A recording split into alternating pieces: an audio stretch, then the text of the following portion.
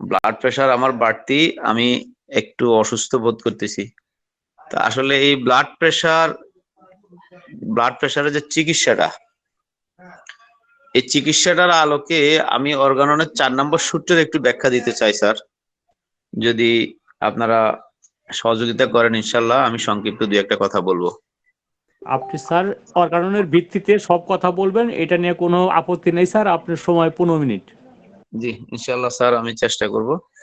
তো এই ব্লাড প্রেশারের যে বিষয়টা আমরা সাধারণত জানি, এই ব্লাড প্রেশারের চিকিৎসা যখন আমরা করতে যাই, বা আমরা যখন দেখি আমাদের অনেক নবীন চিকিৎসক বা আমাদের কলেজের অনেক ছাত্র বা অনেকে আছে প্র্যাকটিস করেন না, এমনি হোমিওপ্যাথি করছেন, ডিগ্রি নিছেন, এরকম অনেকে প্রশ্ন করে হুট করে, স্যার ব্লাড প্রেশারের কয়েকটা ওষুধের নাম বলে দেন, কি ওষুধ খেলে ব্লাড প্রেশার আমার কমে যাবে স্যার, সেটা বলে দেন।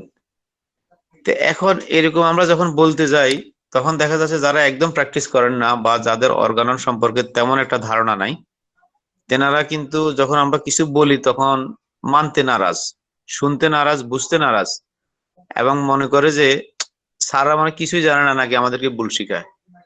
আসলে হোমিওপ্যাথি কি বলে, অর্গানন কি বলে, আমরা কি চিকিৎসা করি, এইখানেই আমাদের যে একটা দ্বিধাদ্বন্দ্ব, আমাদের যে একটা ভুল, এটা থেকে বেরিয়ে আসাটাই হচ্ছে, বেরিয়ে আসাটার জন্য আমাদেরকে অর্গানন শিখতে হবে।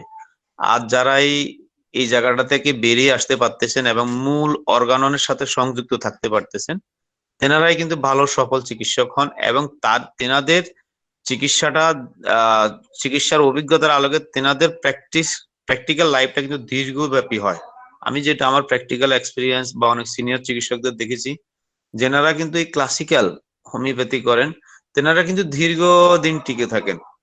আর শুধু যেনারা এই রোগের নামে, এই রোগ সেই রোগ, রোগের নামে চিকিৎসা, 2টা 3টা 4টা ওষুধ দিয়ে চাপা দেওয়া, ইমার্জেন্সি মনে করে যে ওষুধ দিলেই ভালো হয়ে যাবে, 3টা 4টা সকালে দুপুরে রাতে, বা রোগের নামে, তেনারা কিন্তু, যদিও অনেকে এই জাতীয় ডাক্তাররা অনেকে চেম্বার জমায়, খুব ভালো জমে সাময়িক, কিছুদিন পরে এরা এত হতাশ হয়ে যায়, আর কিন্তু এরা কিন্তু এই প্রেশার টিকতে পারে না। তখন কিন্তু দোষ হয় যে মনে হয় ওষুধে কাজ হয় না, হোমিওপ্যাথিতে কাজ হয় না, তখন কিন্তু নিজের প্রফেশনের প্রতি নিজেই আস্থা হারিয়ে ফেলেন, যেটা আমরা দেখে আসছি। কিন্তু এখানে একটা বিষয়, অর্গাননের 4 নম্বর সূত্রে যেটা বললো স্যার, এই সূত্রটা নিয়ে আমি পিছনে আরো 2টা ক্লাসে হঠাৎ এর জন্য রেফারেন্স দিয়েছি, আজকে আবার দিচ্ছি। অর্গাননের 4 নম্বর সূত্রে একটি কথাই বারবার স্যামুয়েল হ্যানিম্যান বলছেন, যে প্রকৃত স্বাস্থ্য সংরক্ষক কাকে বলা যাইতে পারে।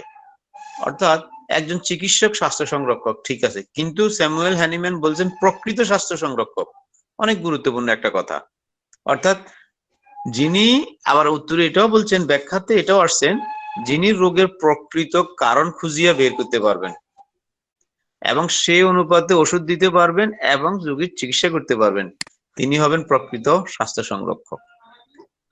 তো প্রকৃত স্বাস্থ্য সংরক্ষক আমাদেরকে বুঝতে হলে, আমাদেরকে বুঝতে হবে শুধু আমি ওষুধ দিলে রোগী ভালো হয়ে গেলেই কিন্তু আমি স্বাস্থ্য সংরক্ষক, আমি চিকিৎসক হলাম না। স্যামুয়েল হ্যানিম্যান তাহলে আমাকে চিকিৎসক বলেন না। স্যামুয়েল হ্যানিম্যান আমাকে বলতেছে রোগের প্রকৃত কারণটা আমাকে খুঁজে বের করতে হবে, সেই অনুপাতে যদি আমি ওষুধটা দিতে পারি, রোগের মূল 2টা কারণ, ফান্ডামেন্টাল কজ, অক্সিলারি কজ, এই কজেস গুলো যদি আমি সঠিকভাবে খুঁজে বের করতে পারি এবং সঠিকভাবে যদি আমি চিহ্নিত করতে পারি রোগের কারণটা কি, তাহলে সেখানে আমার পক্ষে রোগীকে চিকিৎসা দেওয়া সম্ভব। আর যদি আমি রোগের কারণটাই শুধু খুঁজে বের করতে না পারি, তখন আমরা দেখা যাচ্ছে অনেক সময় ওষুধ দিই বা অনেক সময় লক্ষণ বুঝে ওষুধ দিই, রোগী ভালো হয়, আবার দেখা যাচ্ছে যে রোগগুলি বারবার ব্যাক করে। এই রোগের কারণগুলি যখন আমরা সঠিকভাবে খুঁজে বের করতে পারবো, তখন সেখানে আমি রোগীর চিকিৎসাটা করতে পারবো, প্লাস রোগের কারণ খুঁজতে গেলে আমি মায়োজমেটিক কারণটা খুঁজে বের করতে পারবো। আর যখন আমি মায়োজমেটিক কারণটা খুঁজে বের করতে পারবো, রোগী কোন মায়োজমের মধ্যে পড়ে, সেই মায়োজমেটিক কজটা তখন আমি দূর করতে পারবো। আর যখনই আমি সেই মায়োজমেটিক কজটা দূর করতে পারবো, তখনই কিন্তু রোগীটাকে সম্পূর্ণ স্থায়ীভাবে আরোগ্য দেওয়া সম্ভব, যেটা স্যামুয়েল হ্যানিম্যান 1 নম্বর সূত্রে বলছিলেন, যে রোগীকে পূর্বে স্বাস্থ্যে ফিরিয়ে নেওয়া হচ্ছে চিকিৎসকের 1 নম্বর প্রধান দায়িত্ব এবং কর্তব্য। তখনই আপনি যখন রোগের কারণ খুঁজে বের করবেন, তখন রোগীটাকে সে কারণ বের করে সঠিক ওষুধ দিবেন, রোগীর চিকিৎসা হবে এবং তখনই সে পূর্ব স্বাস্থ্যে ফিরে যাবে। অর্থাৎ একটা কথা আছে, প্রবাদ যেরকম কান টানলে মাথা আসে, ঠিক একটা সূত্রের সাথে একটা সূত্রের ব্যাখ্যাগুলা এভাবে পরস্পর অঙ্গাঙ্গি ভাবে জড়িত। যাই হোক, স্যার যে কথা বললেন, আপনার অসুস্থতার রেফারেন্স দিয়ে আমি এই কথাটাতে আসছিলাম। এই ব্লাড প্রেশার নিয়ে আমরা আলোচনা করতেছি। আসলে ব্লাড প্রেশার কেন হচ্ছে, কারণ কি? এখন কিন্তু আমরা দেখি প্রায় বাড়িতে, প্রায় ঘরে ঘরে এখন কিন্তু এই ব্লাড প্রেশারটা, রক্তচাপ, যেটা উচ্চ রক্তচাপ বা হাই হাই ব্লাড প্রেশার রোগীদের কারণ। আর এই হাই ব্লাড প্রেশার যখন হয়, তখন আমরা শুধু দেখি যে রোগের নামেই ট্রিটমেন্টটাই বেশি প্রচলিত। প্রেশার কত? 180/60, 180/120, 160/130, 10। হ্যাঁ, এই ওষুধ খেলো, এই ট্যাবলেট খাও, এটা খেলে এখন কত হলো, কতটুকু ডাউন হলো, ট্যাবলেট খেয়ে খেয়ে এটাকে আমরা জাস্ট কি করি, ডাউন রাখি। এটা হচ্ছে ট্রিটমেন্ট, যেটা প্রচলিত ধারার ট্রিটমেন্ট। কিন্তু স্যামুয়েল হ্যানিম্যান হোমিওপ্যাথিতে এই জাতীয় কোনো ট্রিটমেন্টের কথা বলে নাই। আর এখানে যদি আমরা ব্লাড প্রেশারের কারণটা খুঁজতে যাই, তাহলে কি কারণে ব্লাড প্রেশার হলো, আমরা রোগী যদি সেখানে হিস্ট্রি নিই, তাহলে সেখানে আমরা দেখা যাচ্ছে বেশিরভাগ কয়েকটা জিনিস পাই। সর্বপ্রথম যেটা পাই সেটা হচ্ছে রোগীর মানসিক চাপ, মেন্টালি ডিপ্রেশন। তারপরে তার এই এই চাপের মধ্যে আবার দেখি অনেক সময় দেখা যাচ্ছে যে এই চাপের ভিতরে কয়েকটা কারণ থাকে। এমনও দেখি আমরা সে জব করে, হয়তো তার অফিসে তার বসের সাথে সমস্যা হচ্ছে, বা সে অফিসে তার কাজের সাথে, সময়ের সাথে, তার কর্মের সাথে, তার পদের সাথে সে অ্যাডজাস্ট করতে পারতেছে না, বা দেখা যাচ্ছে তার প্রমোশন হচ্ছে না, এক ধরনের মানসিক চাপ ভোগে। আবার দেখা গেছে আমরা অনেক সময় পারিবারিক হিস্ট্রি দেখলে দেখা যাচ্ছে স্বামীর সাথে স্ত্রীর অ্যাডজাস্ট হচ্ছে না, স্ত্রীর সাথে স্বামীর অ্যাডজাস্ট হচ্ছে না। বা আবার দেখা গেছে অর্থনৈতিক মন্দার কারণেও মানসিক চাপে ভুগে, সেখানে অসুবিধা। আবার দেখা যাচ্ছে জায়গা সম্পত্তি নিয়ে মানসিক চাপ, সেখান থেকে রোগীর আস্তে আস্তে ব্লাড প্রেশার বেড়ে যাচ্ছে। আবার দেখা যাচ্ছে পারিবারিক সমস্যা, সেখানে দেখা যাচ্ছে এই মানসিক চাপ, মানসিক হতাশা, আবার কর্মস্থলে হতাশা, ব্যক্তিগত জীবনে হতাশা, অনেকে দেখা যাচ্ছে রাজনৈতিক কারণে হতাশা, অর্থাৎ বিভিন্ন কারণে মানুষ দেখা যাচ্ছে হতাশা ভোগে। সেখানে যদি তাকে শুধু রোগের নামে খাইয়ে, ওষুধ খাইয়ে খাইয়ে প্রেশারের চিকিৎসা নিতে থাকে, একটা সময় আর ওষুধ কাজ করে না। এবং ওষুধের জটিলতার কারণে, ওষুধের পার্শ্ব প্রতিক্রিয়ার কারণে রোগীর দেহে কিন্তু আরো নানাবিধ জটিলতার সৃষ্টি হয়। আবার আমরা দেখি কিছুদিন যখন একটা ওষুধ রোগী খায়, খাওয়ার পরেই ওই ওষুধের অ্যান্টিবডি তার দেহে তৈরি, ওষুধটা আর কাজ হয় না, আবার ব্লাড প্রেশার বেড়ে যায়, আবার বাড়তে থাকে। একটা সময় দেখা যায় রোগীদের কিডনিতে চাপ পড়ে।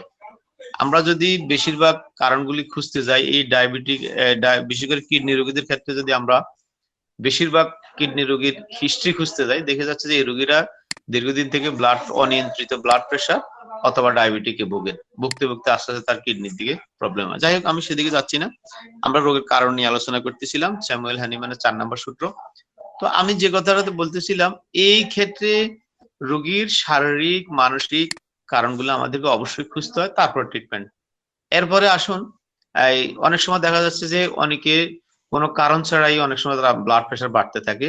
অনেক সময় দেখা যাচ্ছে বংশগত কারণেও তার এই ব্লাড প্রেশারটা বাড়ে। তার বংশগত ভাবে তার হিস্ট্রি যখন আমরা দেখি, বাবা, মা, চাচারা বংশতে অনেকেই দীর্ঘমেয়াদী ব্লাড প্রেশার রোগী, দীর্ঘদিন থেকে তারা উচ্চ রক্তচাপে ভোগেন, সেটা একটা কারণ।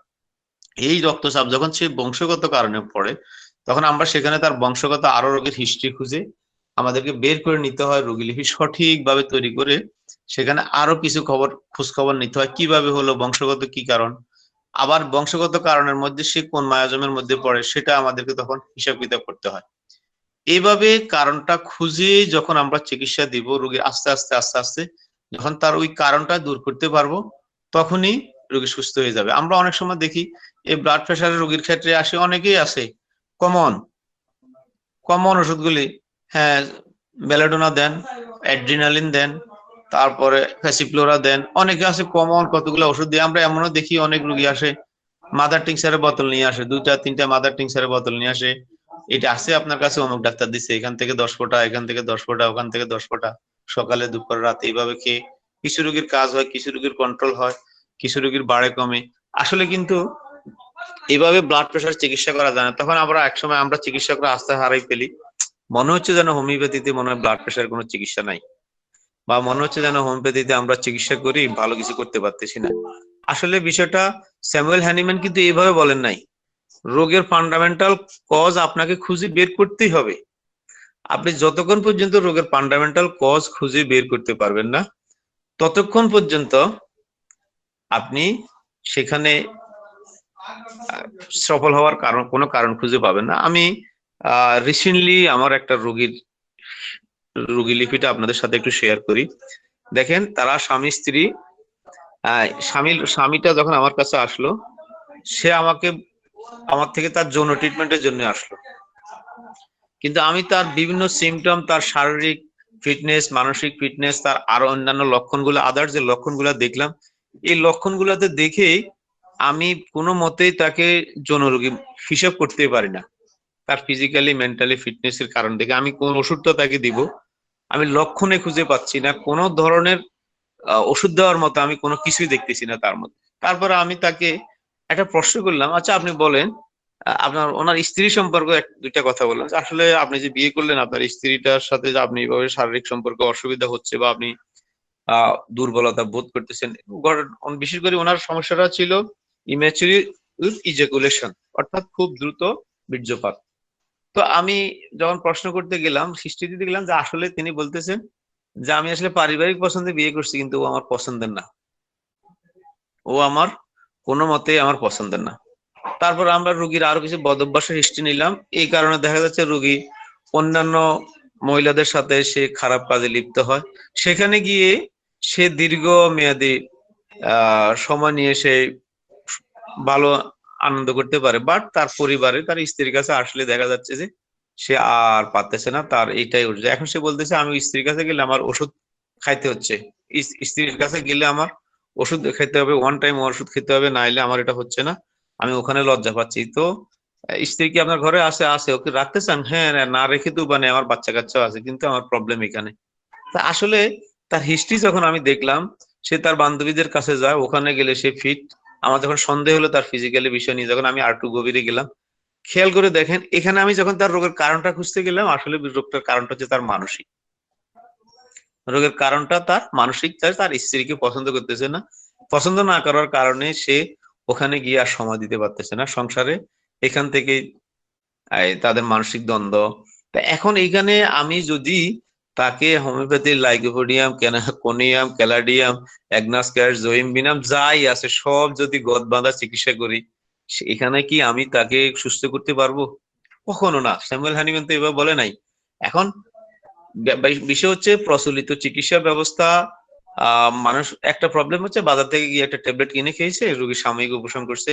ইভেন হোমিওপ্যাথিতেও ইদানিং অনেকগুলো কোম্পানি বের হয়েছে, যেনারা সাধারণত এই জাতীয় হোমিওপ্যাথিক ট্যাবলেট বাইর করছেন, তিন চারটা মাদার দিয়ে কম্বিনেশন ড্রাগ তৈরি করে দিচ্ছেন, আমাদের কিছু ডাক্তারদের হাতে তুলে দিচ্ছেন, আমাদের কিছু ডাক্তাররা আবার এই জাতীয় ওষুধ বিক্রি করে মোটামুটি তেনারাও সবল হচ্ছে আর্থিকভাবে বা সাময়িকভাবে আনন্দ নিচ্ছে, হ্যাঁ আমার রোগী তো আমাকে এসে রেজাল্ট দিচ্ছে। আসলে একটা সময় দেখা যাচ্ছে তিনিও হতাশ হয়ে যাচ্ছেন, রোগীও আর সুস্থ হচ্ছেন না, আর এটাতে গিয়ে তিনার নিজেরও অর্গানন এবং হোমিওপ্যাথি পড়ার প্রতি হোমিওপ্যাথিক চিন্তা চেতনা থেকে তিনি নিজেও আস্তে আস্তে দূরে চলে যাচ্ছেন। এরপরে দেখা যাচ্ছে যে এই ডাক্তাররাই এবার হোমিওপ্যাথি ডাক্তাররাই আবার কি করে, চেম্বারে হার্বাল এটা সেটা এই জাতীয় ওষুধগুলি রাখে, আবার ওই জাতীয় অন্যমুখী হয়ে যায়। তো মূলত বিষয় হচ্ছে অর্গাননের যে শিক্ষা, আমি যে 4 নম্বর কথা সূত্র থেকে আসতেছিলাম, এই একটা কথাই আমি বিশেষ করে আমি আমার সবার সাথে আমি শেয়ার করি, আমার চিকিৎসক বন্ধুর থেকে শেয়ার করি, আবার জ্ঞান নেওয়ারও চেষ্টা করি, যে 4 নম্বর সূত্রটা যদিও ছোট, সংক্ষিপ্ত আকার এখানে আলোচনা করতেই হবে, এবং এটা আমার এটার গভীরতাটা আমাকে উপলব্ধি করতে হবে। আপনি বিশ্বাস করেন, আমি যখন এই রোগীটাকে শুধু তার আদার্স লক্ষণে মানসিক আঘাতের হিস্ট্রিতে তাকে আমি যখন ইগনিশিয়া দিয়ে শুরু করলাম, তার ইগনিশিয়াতে এত সুন্দর রেসপন্স করলো সে, এটা কল্পনার বাহিরে। কিন্তু আপনি দেখেন ম্যাথমেটিকাতে, আপনি অর্গানন ম্যাথমেটিকাতে আপনি পড়েন, কোন যৌন সাপ্টারে গিয়ে অর্গানন ইগনিশিয়া খেয়ে রোগীর যৌন সমস্যা দূর হবে, এরকম কেস কিন্তু আপনি যারা রোগের নামে চিকিৎসা করতে চান বা রোগের নামে শুধু ওষুধ খুঁজে খুঁজে পড়েন, তারা দেখবেন যে আপনি ইগনিশিয়া পড়ে এরকম হিস্ট্রি মিলাতে পারবেন না। কিন্তু আমরা দেখলাম তার হিস্ট্রিটা, রোগের কারণটা খুঁজতে গিয়ে মেন্টালি কারণটার কারণে তার যৌন সমস্যা, আমরা সেখানে ইগনিশিয়া দিয়ে দেখা শুরু করলাম, কারণটা খুঁজ করলাম, দেখা যাচ্ছে ওখানে বেড়ে যাচ্ছে, কি সুন্দর রেজাল্ট। তো এই জন্য আমি বলতে চাচ্ছি, আমাদের পরম পরম শ্রদ্ধেয় সভাপতি মহোদয় ডাক্তার ইয়াকুব স্যার, ওনার ব্লাড প্রেশারের স্টার্টিং এর কথা অনন্য মানান স্যার থেকে শোনার পরেও এই কথাটা শোনার পরে আমি এই কষ্টটা নিয়ে আলোচনা করতেছিলাম। তো এই জন্য আমি আমাদের এখানে আমার সিনিয়র সার্জন যারা আছেন বা আমাদের নবীন চিকিৎসক মহোদয় যারা আছেন, সবার বিষয়ে আমি এই বিষয়টা বেশি বেশি করে আমরা আলোচনা রাখতে চাই, বেশি বেশি গুরুত্বের সাথে আলোচনা করতে চাই। শুধু কারণ, রোগের কারণ আমাকে অবশ্যই অবশ্যই খুঁজতে হবে, রোগের কারণ খুঁজে বের করতে হবে, রোগের সঠিক কারণ, বংশগত কারণ।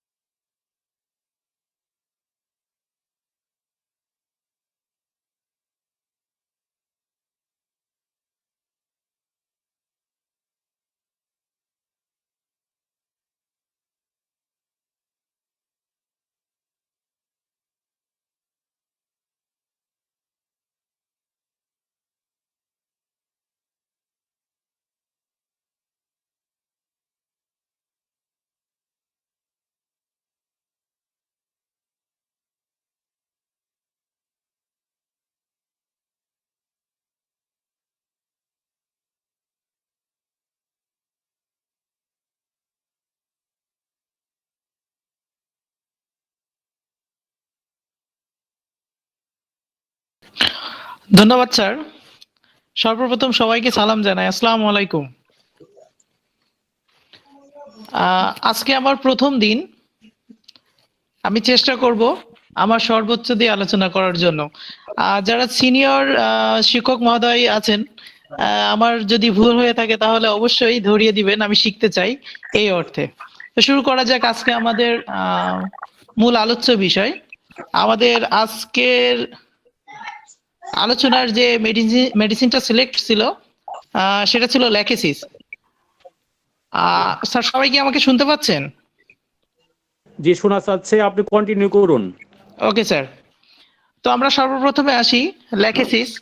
ল্যাকেসিসটার উৎপত্তি বা পরিচয়টা আগে আমরা জেনে নিই। ল্যাকেসিসটা একটা সাপের বিষ থেকে তৈরি, যার অপর নাম আছে ট্রাইগোক্লেস বা লেন্স হেডেড ভাইপার। আমরা বাংলাতে এটাকে কিন্তু সুরকুকু সাপের বিষ বলতে পারি। আর এটা সাধারণত পাওয়া যায় ব্রাজিলিয়ান বা সাউথ আমেরিকার সুরকুকু সাপের বিষ, মানে ওখান থেকে আমরা পেতে পারি। তো যাই হোক, এই পর্যায়ে আমরা বলবো যে প্রুভার কেয়ার ছিল। তো আমাদের ল্যাকেসিস মেডিসিনটি প্রুভার ছিল ডাক্তার হ্যারিং নিজে তার নিজ দেহে এই মেডিসিনটি প্রয়োগ করেছিল। আচ্ছা, আমরা এরপরে দেখব যে এই ওষুধটি বিশেষ করে কাদের উপরে কার্যকরী, কোন দৈহিক বৈশিষ্ট্য, কোন মানসিক বৈশিষ্ট্য, কি ধরনের ব্যক্তির উপরে এই মেডিসিনটা বিশেষ করে উপযোগী বা অধিক কার্যকর। লেগেসিসটা যদি অধ্যয়ন করা হয় তাহলে দেখা যায় যে যে সকল ব্যক্তিগুলা বিশেষ করে দুর্বল প্রকৃতির, যারা মানসিকভাবে বিমর্ষ থাকে, সবসময় দুঃখ অনুভব করে, যারা পিত্ত প্রধান ধাতু, তাদের উপরে বেশিরভাগ ক্ষেত্রে এর ক্রিয়াটা প্রকাশ পায়। তো এই ওষুধটা সাধারণত লক্ষ্য করা যায় যে শরীরের বাম অংশে বা বাম সাইডে বেশি প্রকাশ করে, এবং বাম সাইডে যে রোগ লক্ষণাদি আছে প্রকাশ পাইলে আমরা প্রয়োগে সুফল পাওয়া যায়। তো এবার আসি আমরা একটু মায়োজোমেটিক দিকটা একটু দেখি। Lachesis antipsoric, antisycotic, antisyphilitic, miasmic. দেখেন প্রত্যেকটা ওষুধের মধ্যে বেশ অর্থ নিহিত আছে ওষুধের মূল বৈশিষ্ট্যগুলা। তো আমরা এবার একটু ওষুধের নাম বিশ্লেষণে একটু দেখা যাক যে আমাদের প্রত্যেকটা অক্ষর দ্বারা যদি আমরা মূল বৈশিষ্ট্যগুলোকে যদি তুলে ধরতে পারি তাহলে হয়তো আমাদের বেশ উপকৃত হবে। সেক্ষেত্রে আমরা ল্যাকেসিসের প্রথম অক্ষর এল থেকে আসি। ল্যাকেসিসটা বাম পাশের রোগ লক্ষণ প্রকাশ করে। তা সেক্ষেত্রে আমরা এলতে ওমর ফারুকের স্যারের এই যে মিউট করে দিতে হবে, ওমর ফারুক স্যারের এই অডিওটা খোলা থাকার কারণে সমস্যা হচ্ছে। ওমর ফারুক স্যার শুনতে পাচ্ছেন? এল দ্বারা আমরা লেফট সাইড ডিজিজটাকে বুঝে থাকি বা পেয়ে থাকি। এরপরে আসেন এ, দেখেন এ দ্বারা অ্যাডিকটিভ পার্সোনালিটি। দেখেন এই যে পার্সোনালিটি, এই পার্সোনালিটিটা দেখেন সাপটা, আমরা যেহেতু সাপের বিষ থেকে প্রস্তুত, আপনারা একটু খেয়াল করবেন যে সাপ কিন্তু বিশেষ করে খুব চমকপ্রদ, দেখতে বেশ সুন্দর লাগে। দেখলে মনে হয় যে আমরা একটু দেখেই থাকি বা আমি দেখি তার অঙ্গভঙ্গি দেখি, তার চলনটা দেখি। হ্যাঁ, এক কথায় আকর্ষণীয়, মানে চোখ তাকালে তার দিকে তাকিয়ে থাকতে ইচ্ছা করে, তার কার্যাবলী দেখতে ইচ্ছা করে। তো এরপরে আসি দেখি সি, এলএসি। তো সিতে লেকেসিসের রোগীদের অন্যতম একটা বৈশিষ্ট্য সির মধ্যে অন্তর্নিহিত আছে, যেমন ক্লোদিং টাইট। কোনো কাপড় বা কোনো কিছু যদি শক্ত করে বা জড়িয়ে বা টাইট করে যদি পরা হয় বা পরে থাকে তাহলে লেকেসিসের রোগীরা কিন্তু অস্বস্তি ফিল করে বা তাদের রোগ বৃদ্ধি পাচ্ছে, সে যে রোগটাই হোক না কেন বৃদ্ধি পাচ্ছে। শ্বাসকষ্ট হতে পারে, অস্বস্তি হতে পারে, মাথা যন্ত্রণা হতে পারে। লেকেসিসের রোগীরা দেখেছে একটু টাইট টুপি পরতে পারে না, একটু জামা কাপড় টাইট করে পড়তে পারে না, গলায় কোনো কিছু জড়িয়ে রাখতে পারে না। তো সেক্ষেত্রে আমরা সি দ্বারা এটা বুঝাতে পারি। তারপরে আসেন এইসে। দেখেন এইসে আমরা হাড়ি, মানে খুব তাড়াহুড়ো, হাঁড়িতে তাড়াহুড়ো। দেখেন সাপ কিন্তু খুব দ্রুত গতিতে চলে। হ্যাঁ, আমরা যেহেতু, আমি আবারও বলছি, আমরা শুরু থেকে কিন্তু বলে এসেছি বা আমরা জানি যে লেকেসিসের মূল কিন্তু শুরুকুকু সাপের বিষ। আমরা সাপের সাথে একটু তুলনা করি। দেখেন সাপ কিন্তু খুব দ্রুত গতিতে চলতে পারে, দ্রুত গতিতে সবল দিতে পারে, দ্রুত গতিতে নড়তে পারে, দ্রুত গতিতে সরতে পারে। তো সেক্ষেত্রে আমরা এই দ্বারা হাড়ি সবকিছুতে তাড়াহুড়ো এটা বোঝাতে পারি। তারপরে আসি আমরা এস, সেন্সিটিভনেস। দেখেন খুব স্পর্শকাতর। আমরা সাপের দিকে একটু খেয়াল করি, সাপ কিন্তু অল্পতেই বুঝে ফেলে, হ্যাঁ, যে আমার কাছে কেউ আসছে বা আমার সামনে কেউ আছে বা আমাকে কেউ স্পর্শ করছে বা আমার গায়ে কিছু লাগছে। এই যে স্পর্শকাতর, অর্থাৎ আমরা এস দ্বারা এই যে সেন্সিটিভনেস বা স্পর্শকাতর এটা বুঝতে পারি। তো এরপরে আসে দেখেন ইন্ডাস্টোরিয়াস। হ্যাঁ, আইতে ইন্ডাস্টোরিয়াস। দেখেন এরা খুব, লেকেসিসের রোগীরা কিন্তু খুব পরিশ্রমী হয়, ভীষণ পরিশ্রমী হয়। এরা পরিশ্রম করতে ভালোবাসে। যার ভিতরে দেখা যায় যে তিনি পরিবারে যদি থাকে, আমরা যদি একটা পরিবারে লেকেসিসের রোগী অনুভব করি, দেখবেন লেকেসিসের রোগীগুলা সবসময় দ্রুত গতিতে চলছে, দ্রুত গতিতে খাচ্ছে, হ্যাঁ, দ্রুত গতিতে কাজ শেষ করছে। হ্যাঁ, এই যে পরিশ্রমী যে বিষয়টা আসছে। তারপর আমরা সর্বশেষ অক্ষর আসি এস, লেকেসিসের সর্বশেষ অক্ষর এস। দেখেন সেলফিশনেস, এরা খুব স্বার্থপর হয়। হ্যাঁ, লেকেসিসের রোগীগুলো এতটাই স্বার্থপর হয় যে নিজের স্বার্থ সিদ্ধির জন্য, আমি প্রায় একটা কথা বলি যে নিজের স্বার্থ রক্ষার্থে যদি বাবার ঘাড়ে পা রেখে গাছের ডাল স্পর্শ করতে পারি বা কোনো কিছু পারতে পারি তাহলে আমরা রাজি আছি।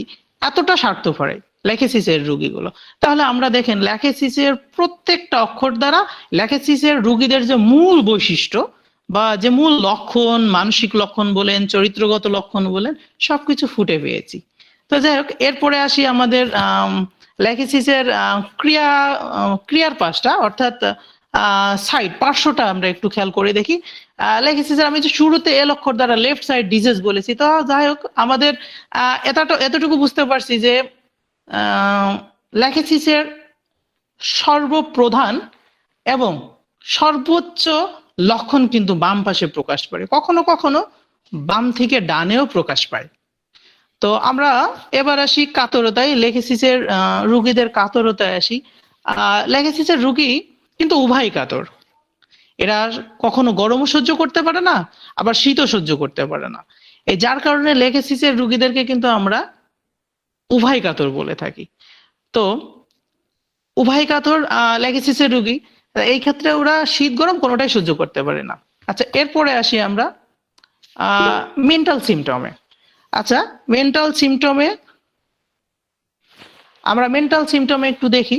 মেন্টাল সিমটমে লেকেসিসের রোগীরা কিন্তু বাচাল প্রকৃতির, প্রচুর কথা বলে, একটানা কথা বলে। হ্যাঁ, এরা এত বেশি কথা বলে যে কি বিষয়ে কথা বলছে একটা সময় এসে খেই হারিয়ে ফেলে, যে আমি এটা নিয়ে কথা বলছিলাম না ওটা নিয়ে কথা বলছিলাম। একটা প্রসঙ্গে যেতে যেতে আবার অন্য প্রসঙ্গে চলে যায়। হ্যাঁ, ওই প্রসঙ্গটা শেষ হতে না হতে আর একটা প্রসঙ্গে চলে যায়। নিজের অজান্তে একটা প্রসঙ্গ থেকে অন্য প্রসঙ্গে অটোমেটিকলি চলে যায়।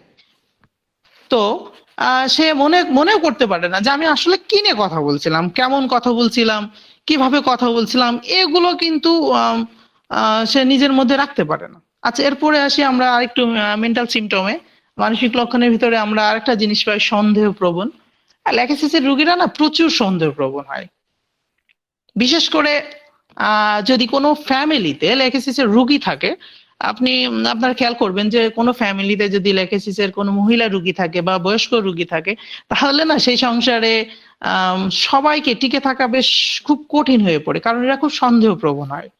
হ্যাঁ, যে পাশাপাশি দুজন কথা বলছে, একটু আস্তে আস্তে ধীরে ধীরে কথা বলছে, তো লেকেসিসের রোগী ভাবে যে সম্ভবত আমাকে নিয়ে হয়তো কোনো ষড়যন্ত্র করছে, ওরা আমাকে ক্ষতি করতে পারে বা ওরা আমাকে ঠকাতে পারে, এই ধরনের। অর্থাৎ পরিবারে যদি লেকেসিসের কোনো মহিলা রোগী থাকে বা লেকেসিসের কোনো যদি রোগী থাকে, তাহলে ওই পরিবারে একটা দ্বন্দ্ব, অশান্তি সবসময় লেগেই থাকে। কারণ ওই যে রোগী যখন সন্দেহ প্রবণ হয়, আর এই সন্দেহ থেকে সমস্ত ঝড় ঝামেলার সৃষ্টি করে, তো সেই ক্ষেত্রে লেকেসিসের রোগীকে আমরা প্রচুর সন্দেহ প্রবণ বলতে পারি। তো যাই হোক, এরপরে আসি আমরা একটু চাতুরতার দিক থেকে। মানে দেখেন আপনি একটু লেকেসিসের রোগীর যে লেকেসিসের মূল শুরুকুকু সাপ, ওর দিকে একটু খেয়াল করেন। তো ওদিকে আমরা দেখি যে লেকেসিসের রোগী প্রচুর পরিমাণে চাতুরতা বা এক কথায় যে তীক্ষ্ণ বুদ্ধি নিয়ে চলতে চাই, এবং এগুলো দেখেন একটু স্পর্শকাতর হতে হয়, আবার একটু অবিশ্বাসী হয়। এরা সহজে না কাউকে বিশ্বাস করতে পারে না। আবার লেকেসিসের রোগীরা নিজে কোনো কাজ না করেও ভালো কোনো কিছু কাজের জন্য নিজেকেই দাবি করে যে আমি এই কাজটা করেছি, আমি ওই কাজটা করেছি, আমি এই ভালো কাজটা করেছি। এক কথায় ভালো কোনো দিকটাকে নিজের দিকে নেয় আর খারাপ কোনো দিকটাকে সে অন্যের উপরে চাপিয়ে দেয়। হ্যাঁ, তো এরপরে আসি আমরা একটু চরিত্রগত লক্ষণের দিকে একটু নজর দিই। চরিত্রগত লক্ষণটায় আমরা একটু দেখি যে লেকেসিসের রোগীরা কিন্তু খুব স্পর্শকাতর হয়, এরা হালকা স্পর্শ পাইলেই ব্যথা অনুভব করে। হ্যাঁ, কিন্তু ওই যে জায়গাটা সে হালকা স্পর্শে, অর্থাৎ কাপড়ের স্পর্শ যদি ব্যথা অনুভব করে, তাহলে সেই জায়গাটা কিন্তু টিপলে ব্যথা অনুভব করে না। যদি তাকে একটু জোরে টিপা হয় সে আক্রান্ত স্থানে, তাহলে বলবে যে না, ব্যথা করছে না, ভালোই তো লাগছে। কিন্তু ওখানে আবার কাপড়ের স্পর্শটা কিন্তু সে সহ্য করতে দেয় না। আক্রান্ত স্থানে অনেক সময় দেখা যায় যে নীল কালার ধারণ করছে, নীলাভ রং ধারণ করছে। লেকেসিসের রোগীদের চোখের যে সাদা অংশ থাকে, এটা কমলা রং যেমন হলুদ হয়, ঠিক অবর্ণ হলুদ হয়। হ্যাঁ, ঠিক ওই রকম হলুদ দেখতে দেখা যায়। আবার লেকেসিসের রোগীরা গলায় কিছু জড়াতে পারে না। হ্যাঁ, কোনো কিছু জড়াইলে রোগী ভাবে যে আমার দম বন্ধ হয়ে আসছে। হ্যাঁ, যে আমি গলায় কিছু রাখতে পারবো না। আবার লেকেসিসের রোগীরা কিন্তু জোরে বাতাস, প্রচন্ড গতিতে যদি ফ্যান চলে, তাহলে রোগী বলে আমার দম বন্ধ হয়েছে, ফ্যানটা আস্তে চালাও। যদি কোনো ফ্যামিলিতে হাজবেন্ড ওয়াইফের ভিতরে যদি কেউ লেকেসিসের রোগী থাকে, তাহলে ওই ঘরে কিন্তু ফ্যান নিয়ে খুব ঝগড়াঝাটি বেঁধে যাবে। হ্যাঁ, দেখা যাচ্ছে একজন চাইবে যে আমি জোরে বাতাস খাবো, আর একজন লেকেসিসের রোগী বলবে না, জোরে হবে না, তুমি আস্তে আস্তে দাও, মৃদুভাবে বাতাস লাও, আমার দম বন্ধ হয়ে আসছে, আমি নিঃশ্বাস নিতে পারছি না। হ্যাঁ, তো লেকেসিসের রোগীরা খুব ধীর স্থির বাতাসগুলো খুব পছন্দ করে। আবার লেকেসিসের রোগীর অন্যতম আর একটা চরিত্রগত বৈশিষ্ট্য আছে যে এরা জিহ্বাটা বের করতে পারে না। যদি আপনি রোগীর জিহ্বা দেখতে চান, যে দেখি আপনার জিহ্বাটা দেখি, তো জিহ্বাটা দেখতে গেলে দেখবেন যে জিহ্বাটা বের করতে পারছে না। হ্যাঁ, জিহ্বাটা বের করতে গেলে দাঁতের ওখানে এসে বেঁধে যাচ্ছে এবং থরথর করে কাঁপছে, ভিতরে ছোট ছোট করে কাঁপছে, যেমন সাপের জিহ্বাটা থরথর করে কাঁপে, ঠিক ওইভাবে কাঁপছে। হ্যাঁ, তো ল্যাকেসিসের রুগীরা কখনোই জিহ্বা বের করতে পারে না, বাইরে একেবারে বের করতে পারে না এবং কাঁপে। আবার ল্যাকেসিসের রুগীদের অন্যতম আরেকটা বৈশিষ্ট্য হলো, দেখবেন আপনি যদি বলেন যে কোনো ল্যাকেসিসের রুগী এসে যদি বলে যে আমার ব্যথা করছে, পেটে ব্যথা করছে, অর্থাৎ ওভারিয়ান যে ডিম্বাশয়ের যে ডিম্বাকোষের যে ব্যথাগুলো, এই রোগীগুলো কাপড়ও স্পর্শ করতে পারছে না, এতটা ব্যথা অনুভব করছে। হ্যাঁ, আবার এই রোগীগুলো আবার বলবে যে দেখেন ডাক্তার সাহেব, আমার যখন পিরিয়ড শুরু হচ্ছে, পিরিয়ড শুরু হওয়ার আগে আমার প্রচন্ড ব্যথা করে, আবার পিরিয়ড শেষে, পিরিয়ড চলাকালীন ব্যথাটা বেশ ভালো থাকে, পিরিয়ড শেষে আবার ব্যথাটা বেশ দ্রুত গতিতে চলে এবং খুব ব্যথা অনুভব করি। আবার ল্যাকেসিসের রোগীরা আবার এটা বলে, দেখবেন খেয়াল করবেন যে আমার সব রোগগুলো ঘুমের আগেও পরে বৃদ্ধি পাচ্ছে, আমি ঘুমাইলে বেশ ভালো থাকি। হ্যাঁ, এই ধরনের মানে আগে পরে একটা কথা বলে। এবং দেখবেন যে ল্যাকেসিসের রোগীরা ঠিক যেমন ওই যে পিরিয়ড চলাকালীন ভালো থাকে, খাবার সময় ভালো থাকে। দেখেন ল্যাকেসিসের রোগীরা পেটে ব্যথা এসে বলবে যে ডাক্তার সাহেব আমার প্রচন্ড পেটে ব্যথা করে, কিন্তু আমি যখন খাই তখন পেটে ব্যথাটা না ভালো থাকে, কিন্তু যেই খিদা লাগে তখনই পেটে ব্যথা করে, আবার যে খাবার খেয়ে নি, খাওয়া শেষ হয়ে যায় তখন আবার পেটে ব্যথা করে, কিন্তু খাবার সময় পেটে ব্যথাটা কম থাকে। আবার ল্যাকেসিসের রোগীদের আরো একটা অন্যতম বৈশিষ্ট্য আছে, যে এরা মুখে বা নাকের কাছে কোনো কিছু আনলে মনে করে যে তাদের দম বন্ধ হয়ে আসছে। হ্যাঁ, এজন্য এরা সবসময় হালকা বাতাস বা পাখার বাতাস বা ধীরে ধীরে বাতাসটা খুবই পছন্দ করে। তো ল্যাকেসিসের রোগীর অন্যতম আরো একটা বৈশিষ্ট্য আছে যে দেখেন শেষ সময়ে, যেমন মহিলাদের মাসিক শেষ হওয়ার সময় কিন্তু 45 বছর বয়সে এদের আবার রোগ বৃদ্ধি পায়। হ্যাঁ, এদের রোগ বৃদ্ধি পায়, এদের সমস্ত রোগ লক্ষণগুলো এক কথায় বৃদ্ধি পায়।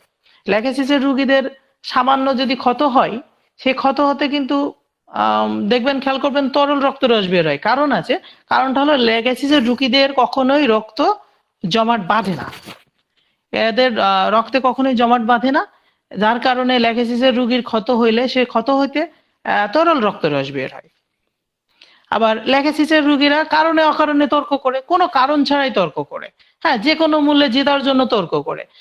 ধরেন আপনার কাছে আসবে একটা তাদের নিজের সমস্যা নিয়ে, আপনি তার কাছে রোগ লক্ষণের জন্য প্রশ্ন করতে থাকছেন, রোগী তর্ক করতেছে, না আমার এটা না হয়নি, আমার ওটা হয়নি, আপনি এটা খুঁজছেন কেন, আমার এই প্রবলেমে এসেছি, আপনি আমার এই প্রবলেমের সমাধান দেন, আপনি কেন দিবেন না, আপনি এত প্রশ্ন করছেন কেন, এইভাবে অকারণে তর্ক করে।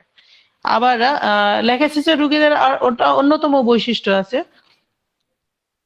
এরা সাধারণত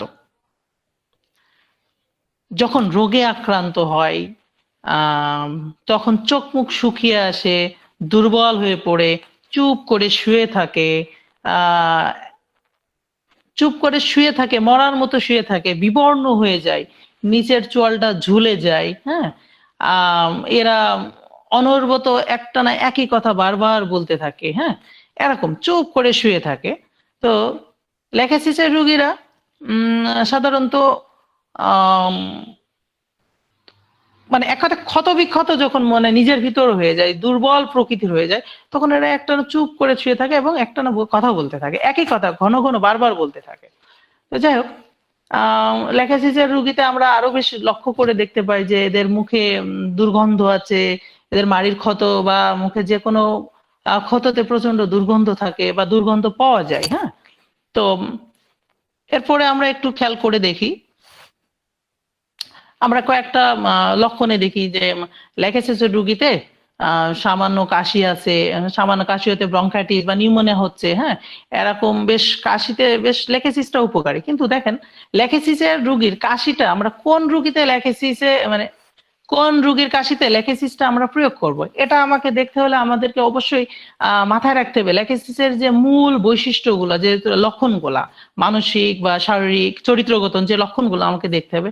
তার ভিতরে দেখেন ল্যাকেসিসের যদি কোনো রোগী, কাশির রোগী এসে বলে যে আমার ভীষণ কাশি হচ্ছে, তাহলে সে ল্যাকেসিসের রোগী কিনা আমরা এটা দেখতে হলে তাকে দেখবো, যে তাকে প্রশ্ন করে শুনতে পারবো যে তার নাকে বা মুখে জোরে হাওয়া লাগলে বা দম বন্ধ হয়ে আসে কিনা, বা গলায় কোনো কিছু জড়িয়ে রাখলে দম বন্ধ হয়ে আসে কিনা, এগুলো যদি লক্ষণ থাকে, যে ঘুমের আগে ও পরে বাড়ছে কিনা, হ্যাঁ, এই লক্ষণগুলো যদি থাকে তাহলে আমরা অবশ্যই ল্যাকেসিস প্রয়োগ করে সুফল পাবো। কিন্তু এদিকে দেখেন এই কাশিতে, ল্যাকেসিসের মতো ঠিক এমনই কাশিতে যদি আমরা একটু কস্টিকামের দিকটা একটু আসি, তাহলে দেখবেন কস্টিকামে কাশির সাথে মানে গলায় কিছু একটা চাপ বোধ আছে, যা ঠান্ডা পানিতে কাশির উপশম আসে। কস্টিকামের অন্যতম একটা বৈশিষ্ট্য হলো স্বরভঙ্গ, হ্যাঁ, স্বর ভেঙে বসে যাবে ল্যাকেসিসের রোগীদের, প্যারালাইজড যাকে বলা হয়, হ্যাঁ, যেসব অবশ ভাব বা স্বরভঙ্গ ভাব, এই এই লক্ষণগুলো অবশ্যই থাকতে হবে। আবার দেখেন শুকনো কাশিতে ব্রায়োনিয়াটা বেশ কার্যকরী, হ্যাঁ, ব্রায়োনিয়াতে আপনি খেয়াল করবেন যে ব্রায়োনিয়াতে গলা বুক শুকিয়ে আসবে, ঠোঁট শুকিয়ে আসবে, হ্যাঁ, ব্রায়োনিয়া রোগীরা শুকনো কাশি দেবে, কিন্তু কাশির সাথে অবশ্যই সেটা শুকনো কাশি হতে হবে, শুকনো এবং গলা বুক শুকিয়ে থাকতে যেতে হবে। এবার আপনি যদি কাশিতে আবার দেখেন যে রিউমেক্সের কাশিতে আসে, যদি দেখেন তাহলে রিউমেক্সের কাশির রুগীগুলা দেখবেন সুরসানি কাশি করে, কথা কথা বলতে গেলে কাশে, হ্যাঁ, একটু ঠান্ডা হাওয়া বা নিঃশ্বাস নাক দিয়ে বা নিঃশ্বাস পথে যদি একটু ঠান্ডা হাওয়ার প্রবেশ করে, অর্থাৎ আপনি রিক্সায় চড়ে যাচ্ছেন বা কোনো গাড়িতে চড়ে যাচ্ছেন, আপনার নাকে মুখে একটু বাতাস লাগছে, আপনার কাশি কন্টিনিউ হতেই আছে, কাশি বৃদ্ধি পেতেই আছে, হ্যাঁ। তো এভাবে আপনি যদি আবার দেখেন যে কাশি ঠিক একইভাবে যদি এলিয়ান শিপায় আসেন, তাহলে দেখেন এলিয়ান শিপার অন্যতম একটা লক্ষণ ঝাঁঝালো পানি, হ্যাঁ, নাক মুখ চোখ দিয়ে ঝাঁঝালো পানি বের হতে হবে। তো এ পর্যায়ে আমরা একটু দেখি আমরা যদি ল্যাকেসিসের টনসিলের রোগীগুলো আসে, তাহলে আমরা অবশ্যই লক্ষণগুলো ওই যে বলেছি যে স্পর্শকাতর ব্যথা হতে হবে, হ্যাঁ, তারপরে নীলাভ রং থাকতে হবে। টনসিলের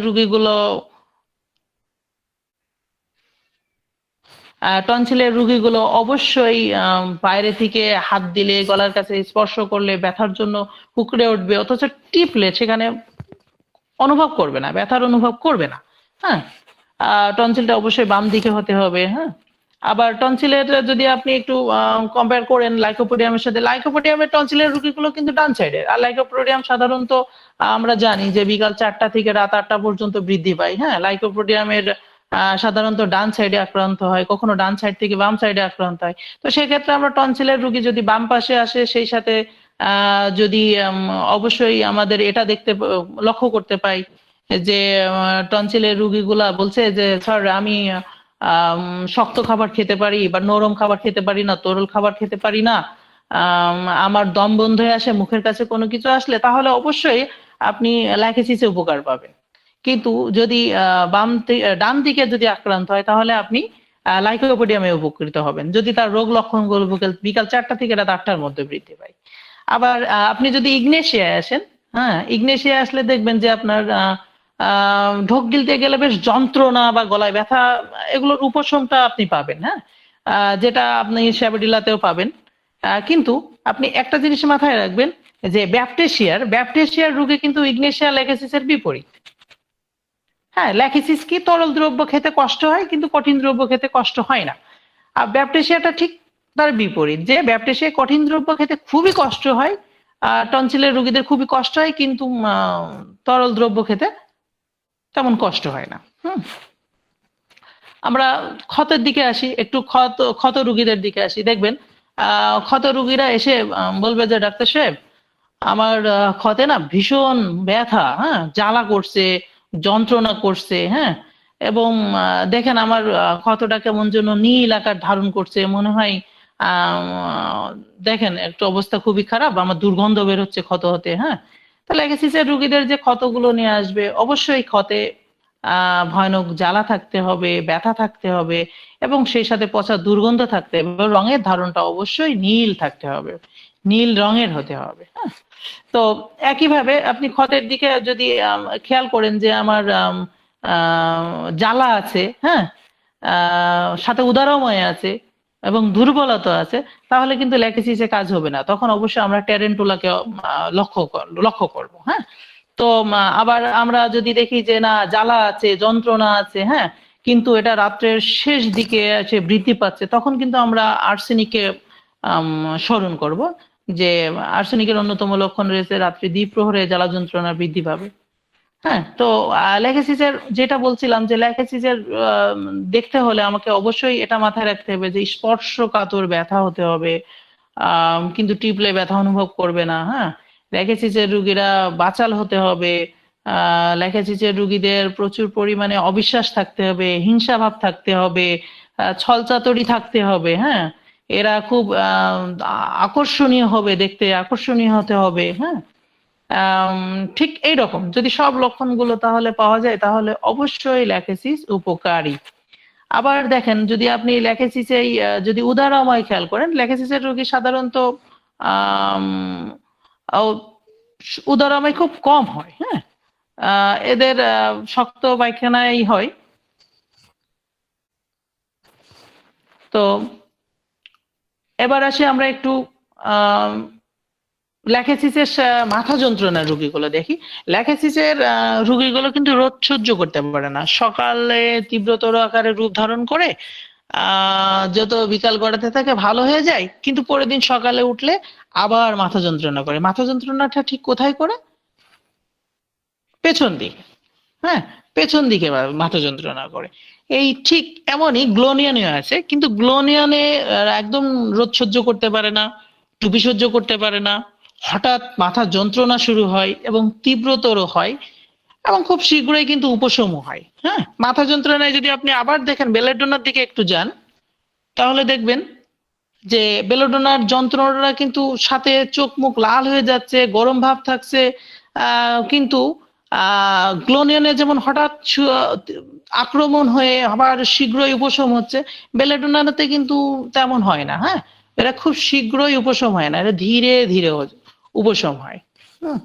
তো আমরা আবার একটু দেখি, যদি ল্যাকেসিসের রুগীতে ডিসপেপসিয়া রুগীর যদি আমরা একটু খেয়াল করি, তাহলে দেখবেন ল্যাকেসিসের অধিকাংশ রোগী কিন্তু নেশাখোর মদ্যপায়ী, যারা অতিরিক্ত নেশাদার দ্রব্য গ্রহণ করে তাদের কিন্তু এই ডিসপেপসিয়া রোগটা হয়ে থাকে, এবং তাদের কাছে কিন্তু এই ডিসপেপসিয়া অব্যর্থ একটা ওষুধ কিন্তু ল্যাকেসিস। হ্যাঁ, ল্যাকেসিস ওষুধে যারা নেশা করেছে, মানে অপরিকল্পিত জীবনযাপনে না থেকেছে, তাদের জন্য এই গড় হজমে বা ডিসপেপসিয়া কিন্তু একটা অব্যর্থ ওষুধ বলা যায়।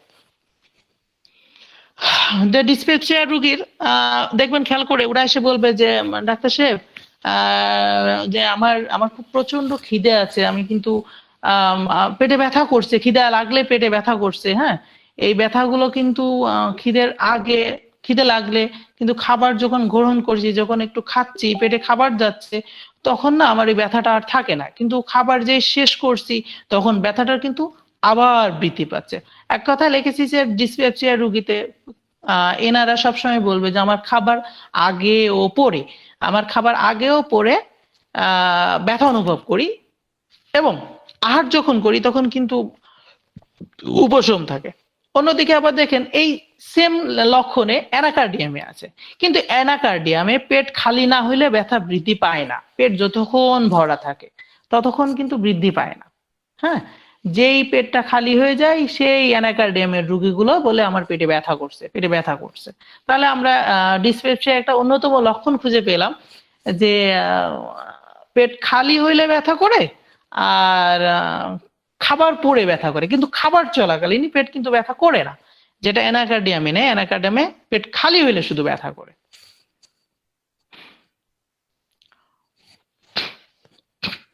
তো যাই হোক, আমরা এ পর্যায়ে আলোচনা দ্বারা এতটুকু বুঝতে পারলাম যে আমাদের ল্যাকেসিসের রোগীগুলো চিনতে হলে আমাকে কি করতে হবে। প্রথমে তার মানসিক যে সিমটম গুলো আমরা আমি উল্লেখ করলাম, এগুলো দেখব। তারপরে তার চরিত্রগত লক্ষণগুলো দেখব। সব লক্ষণগুলো দেখার পরে যখন আমার সমস্ত রোগ লক্ষণ যখন মিলে যাবে, যেহেতু আমাদের হোমিওপ্যাথি লক্ষণ ভিত্তিক চিকিৎসা, কোনো নির্দিষ্ট রোগের জন্য কোনো নির্দিষ্ট ওষুধ নাই, যেহেতু আমাদের এই লক্ষণ সমষ্টির উপরে ভিত্তি করে, সেহেতু আমরা লক্ষণ সমষ্টি মিললে এই যে ল্যাকিসিসের যে লক্ষণগুলো আমরা উল্লেখ করলাম, এই লক্ষণগুলো মিললে আমরা অবশ্যই ল্যাকিসিসে উপকার পাবো। তো এ পর্যায়ে আমার ধন্যবাদ। সম্মানিত সভাপতি স্যার, জি, আপনি কি কন্টিনিউ করতে চান? না হলে আমরা আপনার আলোচনা মূল্যায়ন করব, তারপর আমাদের মহাসচিব স্যার আমাদের নতুন কোনো ঘোষণা থাকলে ঘোষণা দিবেন, তারপর শেষ করে দিব। আপনি যদি কন্টিনিউ করতে চান তাহলে করুন, না হলে শেষ করে দেব, আমরা আলোচনা করব।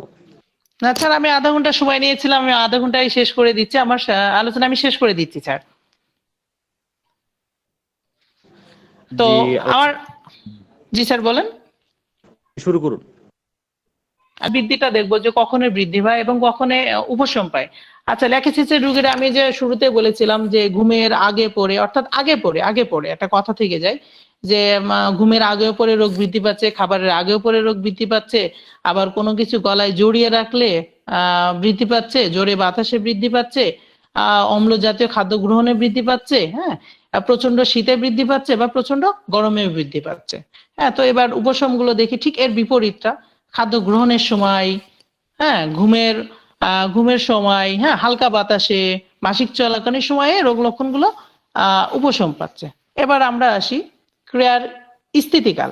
ল্যাকিসিস শরীরে কতদিন অবস্থান করে, ক্রিয়া কার্যকলাপ চলতে থাকে, এটা সাধারণত 30 থেকে 40 দিন পর্যন্ত থাকে। হ্যাঁ, তো 30 থেকে 40 দিন পর্যন্ত থাকে, যেহেতু এটা একটা দীর্ঘ ক্রিয়াশীল ওষুধ, তাই অবশ্যই আমরা এই ওষুধটি প্রয়োগের সময় মাথায় রাখবো সর্বোচ্চ লক্ষণ সমষ্টি পাওয়ার পরেই কিন্তু আমরা ওষুধটি প্রয়োগ করব।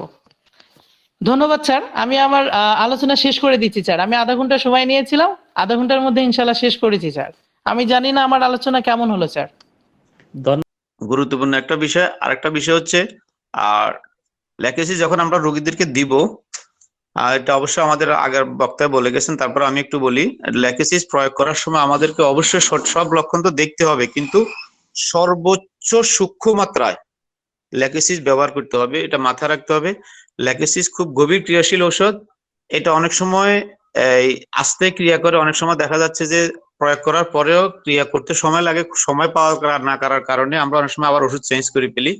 এক্ষেত্রে আমাদেরকে অপেক্ষা করতে হবে, 1 নম্বর কথা। 2 নম্বর কথা হচ্ছে রোগীর শারীরিক কন্ডিশন দেখে, দুর্বল শরীরের রোগী যদি একদম দুর্বল হয়, সেক্ষেত্রে ল্যাকিসিসটা দিতে যথেষ্ট চিন্তা করতে হবে, এবং যদি একান্ত প্রয়োজন হয়ে যায় না দিলে নয়, তখন সর্বোচ্চ সূক্ষ্ম মাত্রায়, অর্থাৎ কাপিং পদ্ধতিতে 2টা 3টা 4টা গ্লাস চেঞ্জ করে তারপরে রোগীকে 1টা বা 2টা ডোজ দিয়ে তারপরে ওষুধটা বন্ধ করে দিয়ে কাজ রোগীর কাজ শুরু করা পর্যন্ত অপেক্ষা করতে হবে। এটা হলো আরেকটা গুরুত্বপূর্ণ কথা। আর একটা বিষয়, আমি আমার একটা ওই অভিজ্ঞতার কথা শেয়ার করি।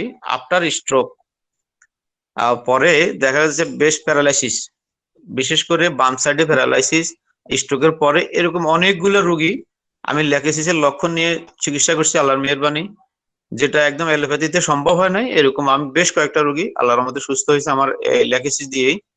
এটা একটা বিষয় আপনাদেরকে শেয়ার করলাম সবার সাথে। আর আরেকটা বিষয়, শেষ কথাটা যেটা বলতেছি, মেনোপজ টাইম, যেটা বিশেষ করে আফটার মেনোপজ বা নিয়ার মেনোপজ সময়ে মহিলাদের কিন্তু যথেষ্ট শারীরিক অনেক ধরনের রোগ ব্যাধি দেখা যায়। বার্নিং সেন্সেশন থেকে শুরু করে, এই ভার্টিগো থেকে শুরু করে, ক্রনিক হেডেক থেকে শুরু করে বেশ কিছু কিছু জটিল রোগের সৃষ্টি হয়, বিশেষ করে নিয়ার মেনোপজাল টাইম অথবা আফটার মেনোপজ।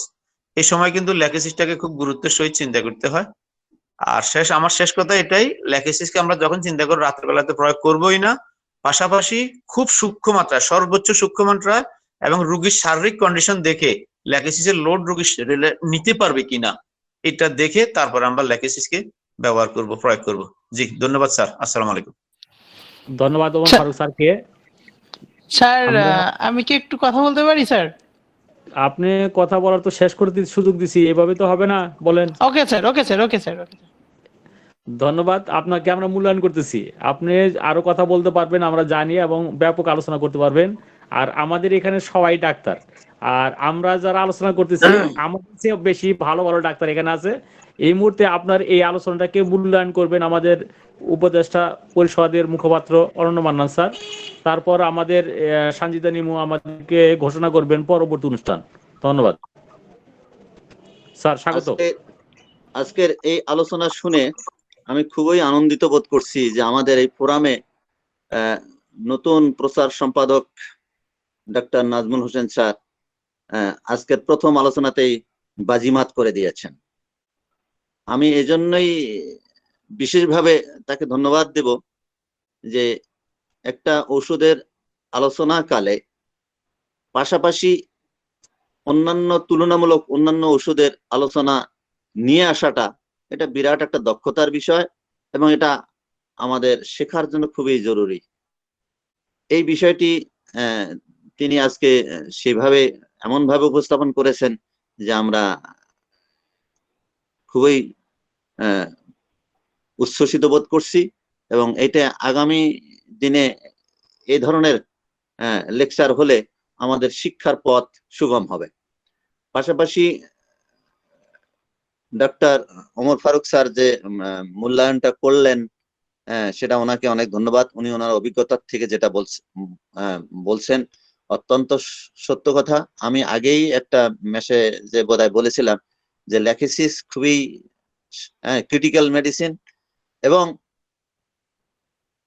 ক্রিটিক্যাল অবস্থার থেকে এটা উদ্ধারও করে। এটা ক্রিটিক্যাল অপব্যবহার হলে ক্রিটিক্যাল অবস্থায় ফেলতে পারে এবং এটা সদ্ব্যবহার হলে ক্রিটিক্যাল অবস্থা থেকে আমাদেরকে মুক্তি দিতে পারে। তো ধন্যবাদ ডক্টর ওমর ফারুক স্যারকে তার মূল্যবান উপদেশ দেওয়ার জন্য। এর সঙ্গে আমি শেষ কথাটা বলবো, সেটা হলো যে আমরা হয়তো মনে করি যে একটা ওষুধের সমস্ত লক্ষণগুলো রোগীর মধ্যে পাইতে হবে। কেউ কেউ মনে করি, নিশ্চয়ই বিদগ্ধ ডাক্তাররা তা মনে করবেন না। অর্গাননে যেটা মহাত্মা হ্যানিম্যান বলছে যে দুইটি রোগী এবং ওষুধ কখনো দুইটি সদৃশ্য ত্রিভুজের মতো মিলিয়া যায় না। কাজে সদৃশ্য হতে গিয়ে 100% সদৃশ্য হইতে হবে, এটা যেন আমরা মনে না করি। একটা ওষুধের রোগীর চিত্রগুলা ওষুধের মধ্যে থাকলেই হবে, ওষুধের চিত্রগুলা রোগীর মধ্যে থাকলো না কেন এই বিষয়ে যেন আমরা উৎকণ্ঠিত না হই আর কি। তো ধন্যবাদ আজকের আলোচক মহোদয়কে এবং ডাক্তার ওমর ফারুক স্যারকে। ধন্যবাদ সবাইকে। ধন্যবাদ আমাদের মুখপাত্র স্যারকে, অত্যন্ত সুন্দরভাবে আজকের মূল্যায়ন করেছেন। আমরা ঠিক এরকমই চাচ্ছিলাম যে প্রত্যেকটা আলোচনার মধ্যে একটা প্রাণ চঞ্চলতা থাকবে, কাউকে পুশ ব্যাক করবো না, কাউকে কোনো প্রকার হেজিটেশন থাকবে না, কথা প্রাঞ্জল থাকবে। কথা আমরা যাই বলি সবাই আমরা জানি এখানে আমাদের সবাই বিজ্ঞজন। তো আমরা এখানে পাণ্ডিত্য প্রকাশ করার জন্য আমরা এই আলোচনাগুলো করি না, আমরা জানা জিনিসগুলি বারবার আলোচনা করি। এই জন্য আলোচনার ক্ষেত্রে এরকম হবে যে আমরা কথাগুলো যেগুলো বলবো সেখানে কোনো প্রকার জড়তা থাকবে না এবং কথাগুলোর মধ্যে নতুনত্ব আনার চেষ্টা করা। আমরা একটা দুইটা 10টা ম্যাটেরিয়াল থেকে প্রত্যেকটা ওষুধের জিস্ট জিনিসগুলো বের করে নিয়ে আসা, যে ওষুধটাকে একদম সবার মনে গেঁথে যায় এইভাবে আমাদের উপস্থাপন করা, এই বিষয়গুলোকে খেয়াল করা দরকার। আরেকটা বিষয় হচ্ছে গুরুত্বপূর্ণ যে আমাদের পাশাপাশি অনেকগুলো গ্রুপ ইতিমধ্যে স্টাডি ক্লাস হচ্ছে। আজকে 10টা থেকে আমাদের যেটা গুড নাইট ক্লাস হয় সেখানে সবাই এখানে যারা জয়েন করেছিলেন তারা ওখানে কর্মকর্তা, এখানে জয়েন করেছিলেন তারা এখান থেকে চলে যাবেন, এটাই স্বাভাবিক, তারা ওখানে কর্মকর্তা। আমাদের এখানে পশ্চিমবঙ্গ থেকে অনেকগুলা লোক আমাদের বন্ধু যারা আমাদেরকে পছন্দ করেন তারা আমাদের সাথে জয়েন করেছিলেন, তাদের প্রতি আমাদের কৃতজ্ঞতা থাকবে। কারণ আমরা যা আলোচনা করি সেখানে আমাদের আলোচনার ধরন, আমরা কি বিষয়গুলি গুরুত্ব দেই, আমরা ওষুধটাকে কিভাবে মূল্যায়ন করি, আমাদের চিন্তা চেতনার সাথে পশ্চিমবঙ্গের ডাক্তারদের কি চিন্তা চেতনা, সেটা নিয়ে কিন্তু অ্যানালাইসিস হয়। আপনার আলোচনা আপনি একদম মনে হচ্ছে যে আজকে প্রথম আলোচনা করলেন এটা জড়তা আছে না, এই আলোচনার মধ্যে অনেক মূল্যবান আছে এবং মূল্যবান তথ্য রয়েছে। ঠিক এই ক্ষেত্রে আমাদের আজকের এই আলোচনাকে মূল্যায়ন করলে আমরা বলবো বেস্ট, এরকম আলোচনাই চাই এবং এই আলোচনার মাধ্যমেই আমরা ইনশাআল্লাহ সফলকাম হব, আমরা সবাইকে আকৃষ্ট করতে পারবো। আপনার জন্য শুভকামনা। আমাদের মহাসচিব সানজিদা নিমুকে তাহার প্রেজেন্টেশন সম্পর্কে ঘোষণা দেওয়ার জন্য আহ্বান জানাচ্ছি।